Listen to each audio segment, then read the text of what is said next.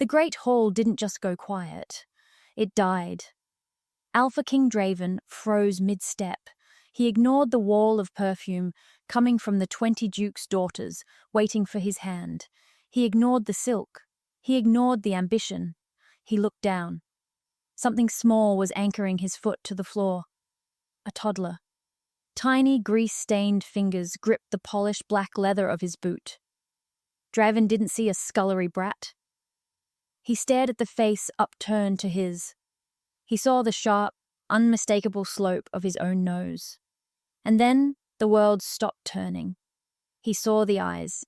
They weren't the dull brown of a servant. They were violet. My eyes. Chapter 1. Don't. Breathe. Seraphina's hand clamped over Ash's small mouth. Her ribs caged a frantic bird, battering against the bone. Thump, thump. Heavy boots shook dust from the ceiling rafters. The grey powder coated her eyelashes and settled on the boys until they looked like ash-covered ghosts. "Mama?" Leo's whisper was a tiny squeak in the dark. "Shh." The princess voice died 3 years ago. Only Finn remained. Low, rough, scared. "We are playing the statue game. If you move, the stone giants eat you." Silas wiggled. His nose crinkled. Panic clawed at her throat. A sneeze meant death. It meant the guards dragging them into the light. It meant revealing eyes the color of bruised violets. She needed a distraction. Her fingers dug into the cold dirt. Hard edges grazed her skin. The wooden soldier, carved from firewood, missing a leg, ugly as sin. She jammed the rough wood into Silas's palm. "Look." Her breath tickled his ear. "The soldier is watching. Hold it in." Silas blinked. He gripped the toy until his knuckles whitened. The sneeze died. Above, the footsteps halted. Seraphina squeezed her eyes shut. Damp earth filled her nose.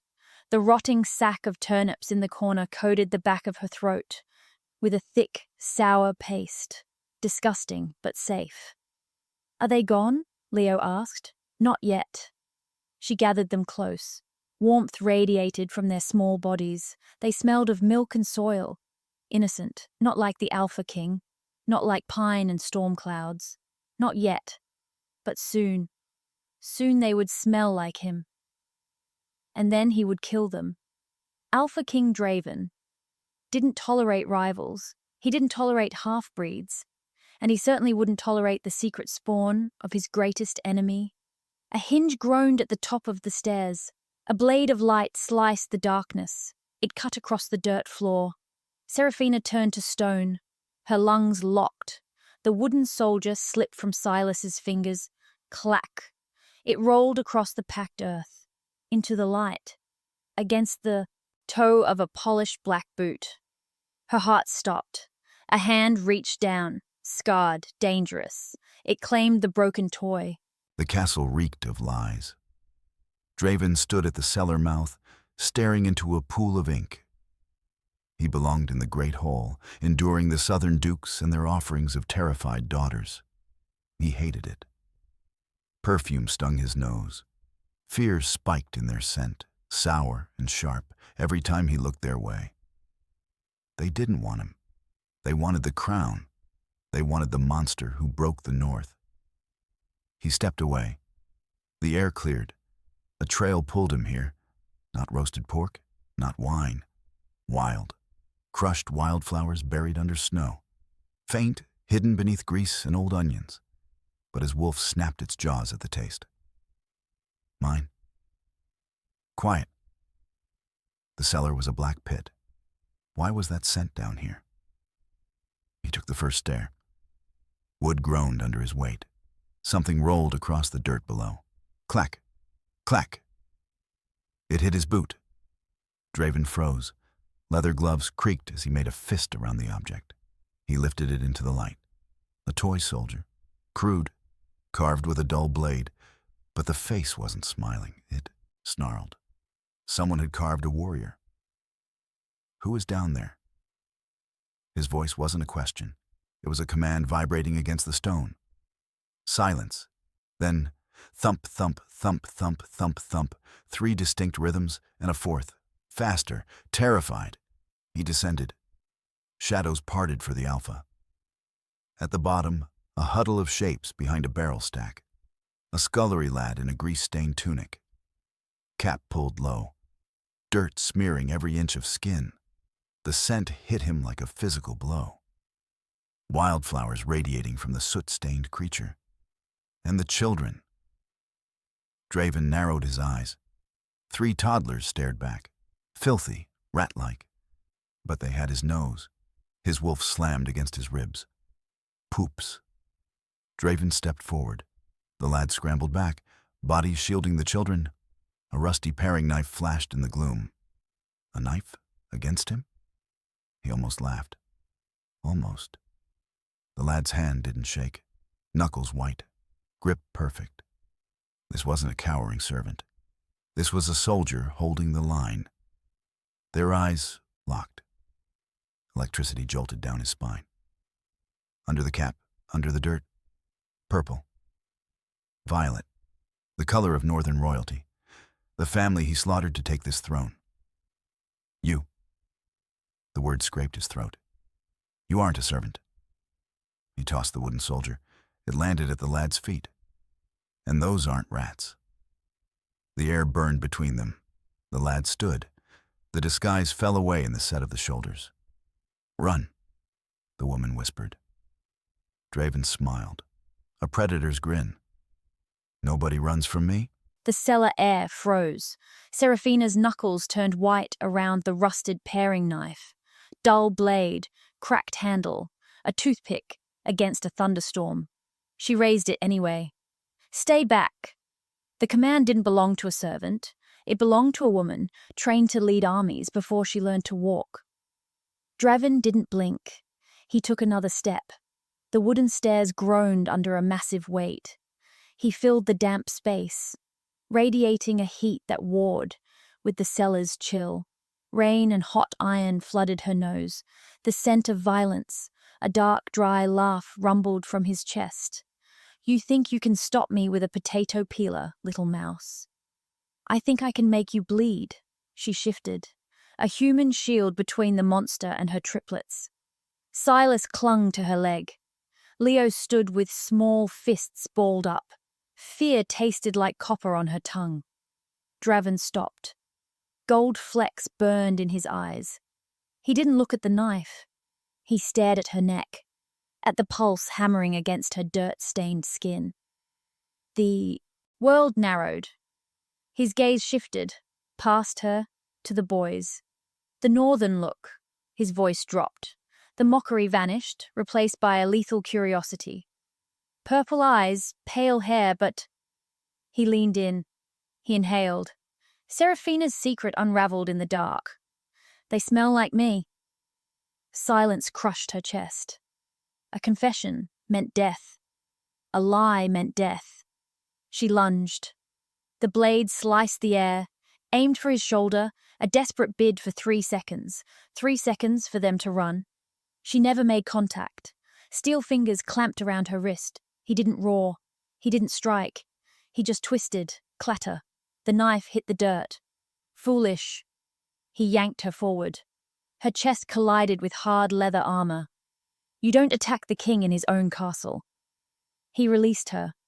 In the same motion, he scooped Leo from the floor. No! The scream tore from her throat, raw and jagged. Draven ignored her.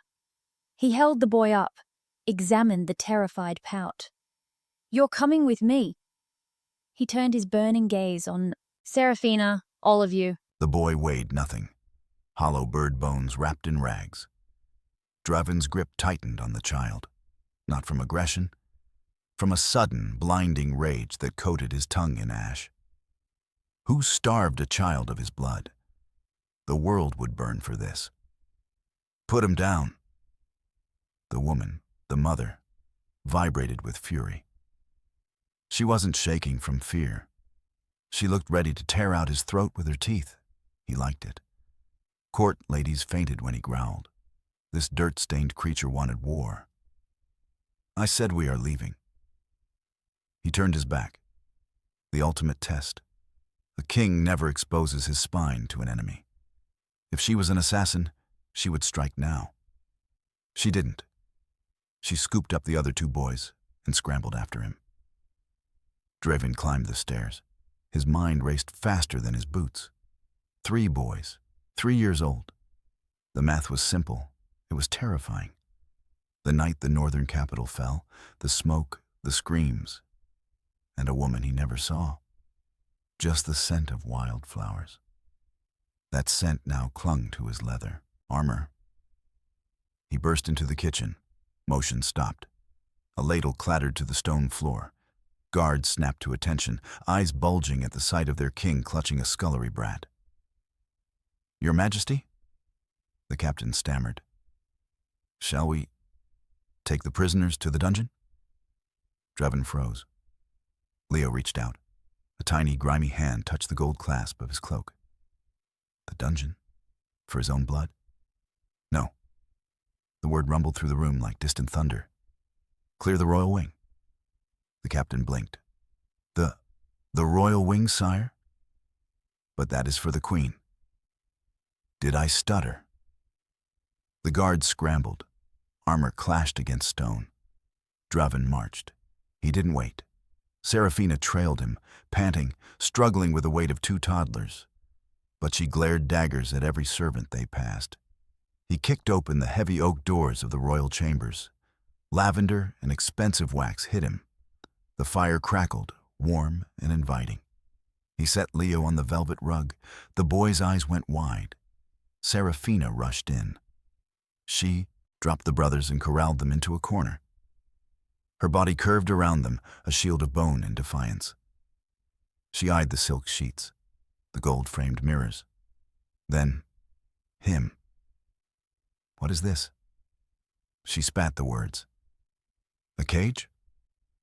Draven backed into the hall. He looked at the fire in her eyes, the dirt on her cheek, the fierce protection of his sons, enemy, mother.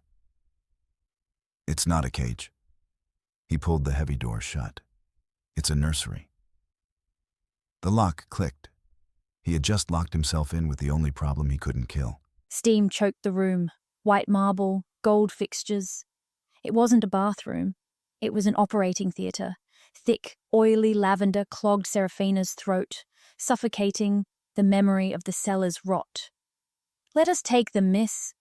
The maid reached for Silas. Soft hands, hands that never bled, hands that had never carved a toy from firewood. Slap. Seraphina's palm connected with the maid's wrist. A wet, sharp crack echoed off the tiles. The maid recoiled, clutching her arm. I only meant to help. The king ordered..." "Touch him again."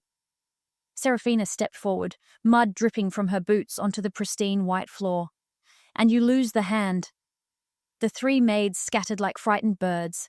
They eyed her like a feral dog wandering into a cathedral. "Good." Seraphina snatched a scrub brush. Stiff bristles dug into her palm. A weapon. "Get in." The boys scrambled.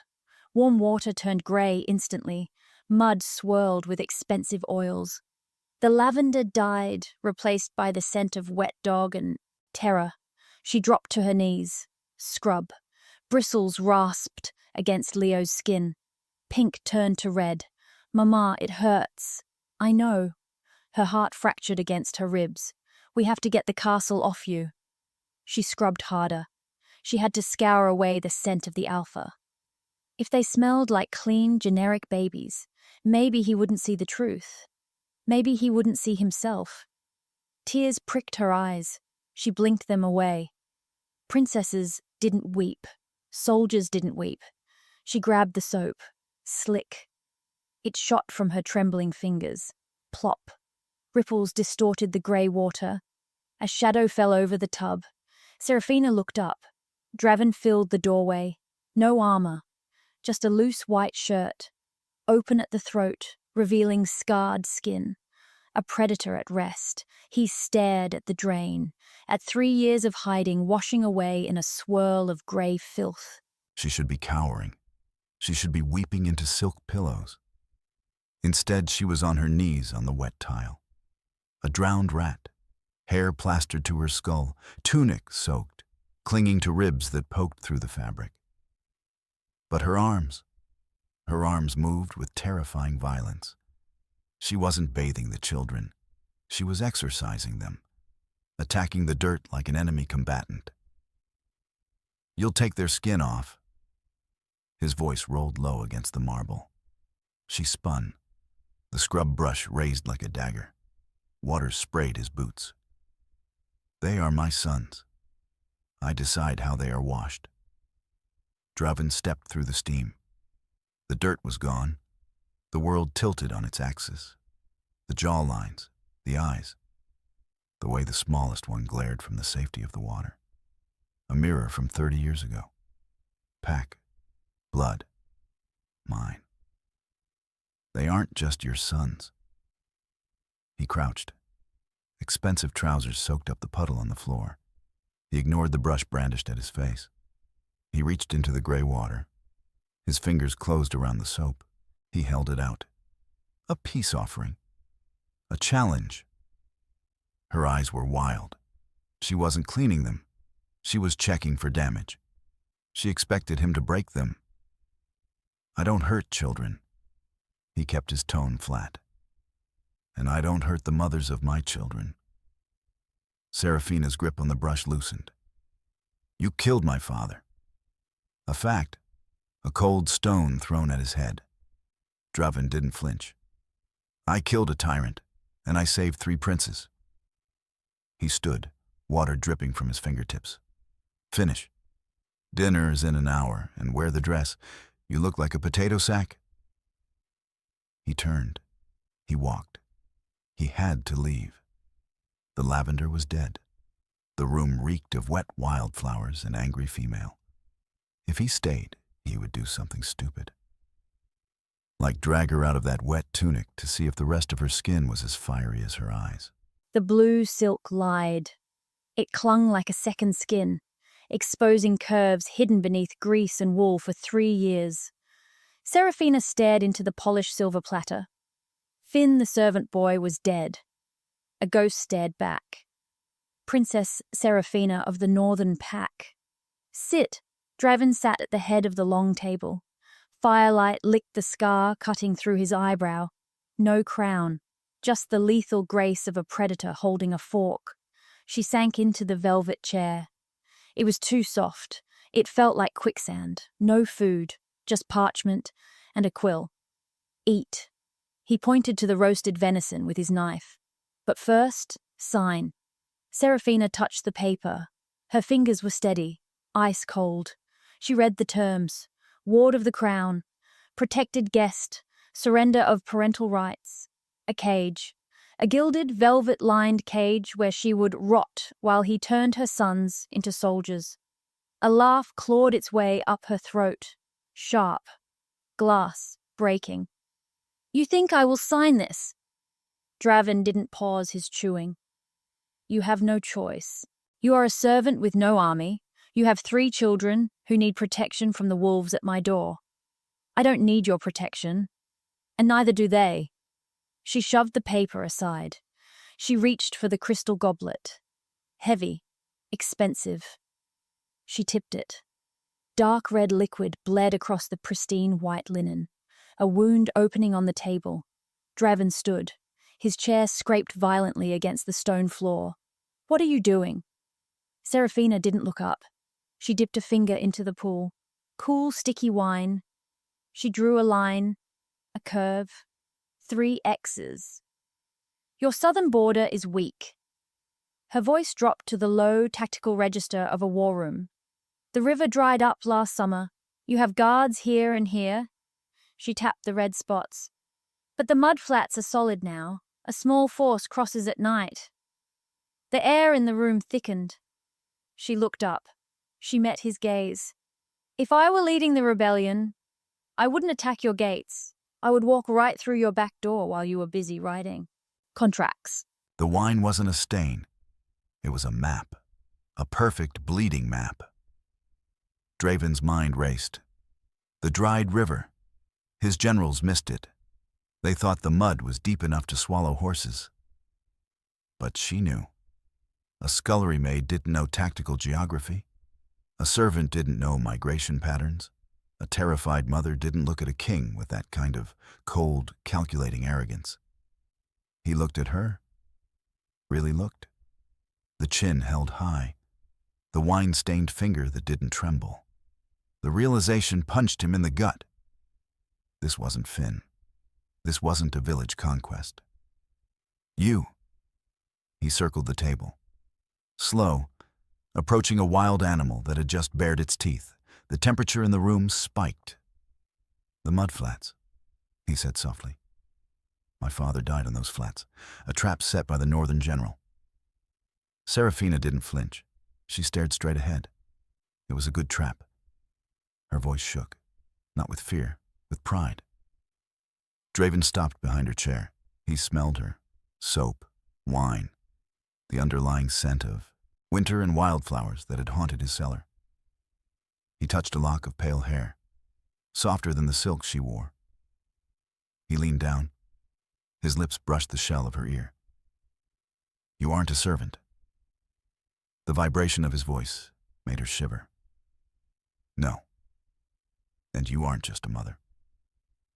He gripped the back of her chair, knuckles white, their eyes locked in the reflection of the silver platter. The game ended. Hello, Princess Seraphina. Her breath hitched. She didn't beg. She turned her head, meeting his gaze. It's about time you noticed, Your Majesty. This wasn't a negotiation. It was a war. And for the first time in years, Draven wasn't sure if he was going to win. He smiled. Dust and rotting leather clogged the air. Seraphina merged with the shadows of the bookshelf. Her finger traced the spine of a tome she wouldn't read. She waited. The heavy door clicked shut. She pulled the crumbled paper from her pocket. A servant with purple eyes, a northern spy, had slipped it to her. The paper weighed 1,000 pounds. It weighed like hope. Her thumb broke the wax seal. Blue, the color of her father's banner. She scanned the messy ink. Princess. We are inside. The usurper falls tonight. But the bloodline must be pure. Her eyes snagged on the next words. You cannot bring the wolf spawn. Euthanize the abominations before you signal. Cleanse the throne. Seraphina's lungs seized. Euthanize. Abominations. They didn't mean Draven. They meant the boys. Her world tilted on its axis. General Kyle, the uncle who taught her to ride, to fight, didn't want to save her family. He wanted to erase them. To him, Leo, Silas, and Asher weren't children. They were stains on history. A sob clawed at her throat. She swallowed it down. Bitter bile. She stared at the fireplace. Flames licked the grate, hungry and bright. She walked to the hearth. No tears, no screams, just ice flooding her veins, burning colder than the fire. She held the letter over the flames. She had no people. The North wanted her sons dead. The South wanted her sons dead. She dropped it. Paper curled, blue wax boiled. The command to cleanse the throne turned to black ash. Grey dust settled on the logs. The Princess of the North died in that fire. Only the mother remained, a mother alone in a castle of wolves. Acrid smoke stung Draven's nose. He stood in the library doorway. He had followed her. Of course he followed her. She was a strategist. She was dangerous. She had met a spy. He saw the exchange. He let it happen. He needed to know if she would try to slit his throat while he slept. But she wasn't plotting. She was burning. The blue silk dress swallowed her small frame, but her spine was a steel rod. Draven's gaze shifted to the fire. The last corner of parchment turned to ash. Blue wax, the northern seal. Orders. Burned. Why? Draven stepped into the room. He moved like smoke. Bad news from home? She spun. Her eyes were wide. Not guilty. Empty. A house where the lights had been smashed out. I have no home. The air between them crackled. Draven closed the distance. Heat radiated from her skin, warring with the chill in her eyes. "They found you." A statement, not a question. "Your general sent a message." "Yes." "And?" Draven pressed. "Does he want my head on a spike?" Seraphina stared at the fire, then at him. Her eyes were bone dry. "He wants my sons in a grave." Her voice fractured. A tiny crack in a frozen lake. A growl started deep in Draven's ribs. It vibrated against his breastbone, primal and violent. Threat. Someone wanted to hurt the pups. He reached out. His hand engulfed her chin, rough skin against soft silk. He forced her to look at him. "And what did you do?" She didn't pull away. She leaned into his palm, a warrior too tired to hold up her own shield. "I burned their bridge. I burned them all." Draven understood. Treason against her own blood. She chose the monster's children over her kingdom. An exile, just like him. Something in his soul snapped into place. The loneliness, the crushing weight of the crown, the violent need to protect what was his. "Then you are one of us now." His voice was gravel and velvet. He released her chin. His hand slid down the column of her neck, resting heavy on her shoulder. An anchor. The political game turned to dust. "Come," he said. "If they want to kill my heirs, they will have to come through the king." She nodded. She stepped closer. She didn't flinch. She stood in his shadow. For the first time in 3 years, she wasn't hiding. She was ready to hunt. Freezing wind slapped Seraphina awake, not the drafty chill of the castle, the wet, biting bite of the outside world. Her eyes snapped open. The fire was dead, velvet curtains whipped inward, dancing like ghosts in the dark. The heavy iron latch, checked 3 times before bed, hung loose, snapped, melted. Her heart kicked against her ribs. She sat up, strained her ears for the guards. Silence. No breathing, no shifting armor, just a heavy, thick air that smelled of copper. Blood. Seraphina scrambled from the chair. She rushed to the crib. The triplets slept on, warm, soft, oblivious to the predator in the room. "Wake up." She shook Leo. She shook Silas. "Quiet. Don't make a sound." She scooped up Asher, grabbed Leo's hand, tried to lift Silas with her remaining arm. Her knees buckled. The math didn't work. 3 years ago, they were bundles. Now they were toddlers, solid, real. She couldn't carry all 3. She couldn't run. Choose. The word poisoned her mind. Choose who you carry. Choose who runs. No, never. "Mama?" Leo rubbed his eyes, cold. A shadow detached itself from the wall. Not a monster. A man, northern grey armor, purple eyes, her nose. Uncle Kyle. The name tasted like ash on her tongue. He didn't smile. A dagger glinted in his hand. Not a soldier's blade. A ceremonial curved edge. Used for sacrifices. "You should have burned them yourself, Seraphina." His voice dripped with sad duty. "Now I have to do it."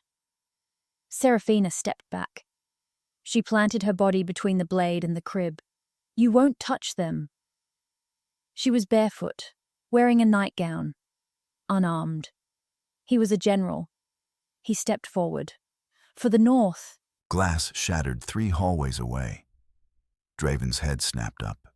His wolf didn't just growl. It roared. It clawed the inside of his chest, demanding blood, demanding speed. "They are in!" Draven ran. Not like a king, like an animal. Boots hammered the stone. The smell of treason grew stronger.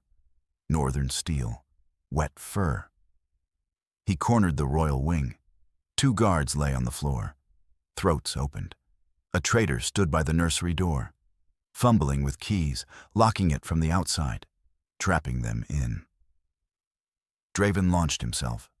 No sword. He was the weapon. He hit the man with the force of a battering ram. Bones crunched. The traitor didn't scream.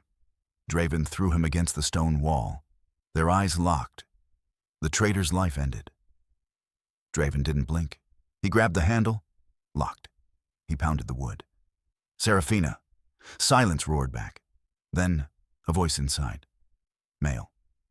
"It will be quick, Princess. Turn away." Ice flooded Draven's veins. "No!" Seraphina's scream tore through the wood. Raw, broken, a mother watching death walk toward her children. Draven lost his mind. He slammed his shoulder into the heavy oak.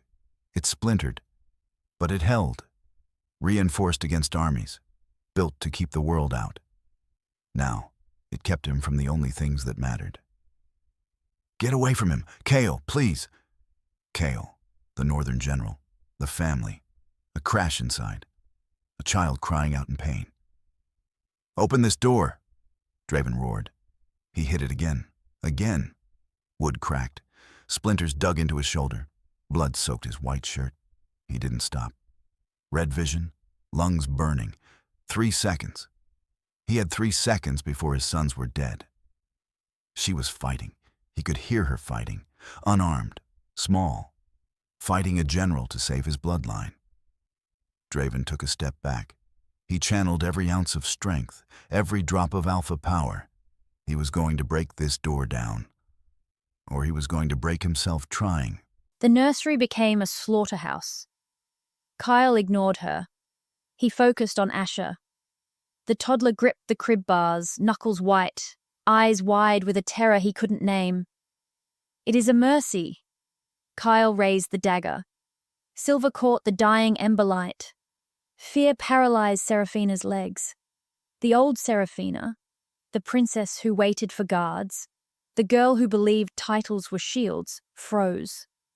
That girl died in the scullery. Instinct took the wheel. She didn't lunge for the knife. She would lose. She lunged for the wall, the massive woven hanging, a royal stag hunt depicted in thick wool and gold thread. It weighed as much as a man. Her fingers found the heavy velvet cord. "Kyle!" He turned his head. She yanked. Every ounce of hysterical strength poured into her grip. Rip, a sound like a snapping femur. The iron rod gave way. Gravity took over. The wool wall collapsed. It didn't flutter. It slammed down like a dead lung, burying the general in a suffocating avalanche of dust and fabric. Kale shouted, a muffled, confused noise from beneath the pile. The blade sliced through the hunt scene, but he was blinded, entangled. He flailed. He was still moving, still dangerous. Seraphina didn't wait. She grabbed the heavy brass candlestick from the mantel, solid metal, cold, deadly. She swung. She didn't aim for a limb. She aimed for the lump in the rug that looked like a head. Crack. Metal met skull. The sickening vibration shot up her arm. The struggling stopped. The lump went still. Seraphina dropped the candlestick. It clattered across the floorboards, chest heaving, hands shaking. She stared at the unmoving mound of fabric. Then Asher, still gripping the bars. Silent. "It's okay." Her voice belonged to a stranger. "The giant is sleeping." Oak splinters rained down like hail. Draven burst into the room, sword drawn, a snarl ripping from his throat that belonged to a wolf, not a man. He expected blood. He expected Seraphina bleeding out. He expected to slaughter a general to save his pack.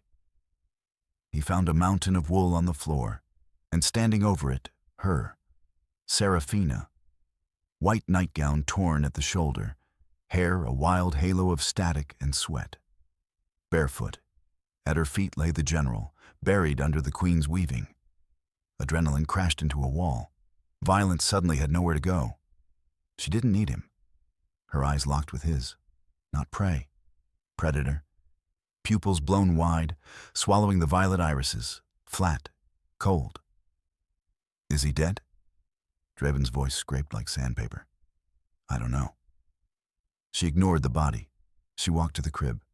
She scooped up Asher, then Leo, then Silas. She gathered the triplets into her arms, muscles straining under the weight, refusing to let go. The air thickened. Not fear, not anymore.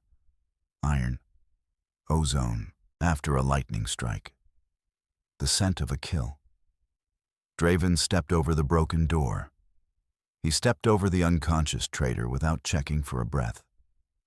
He stopped in front of her. He looked at the brass candlestick on the floor. He looked at the bruise blooming on her arm from the recoil. I did what I had to do. Shing! Draven sheathed his sword. The metallic slide rang in the silence. He dropped to his knees. He didn't bow to the boys. He didn't bow to the crown. He bowed to her. He pressed his forehead against the white cotton of her stomach, right where she held the children. She stiffened. You saved them. He whispered the words into the fabric.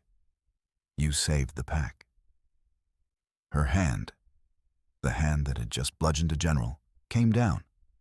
It rested on his hair. Fingers trembled, threading through the dark strands. I'm not a victim, Draven. He looked up. Gold eyes burned with a ferocity that would terrify an army. No, you are a queen.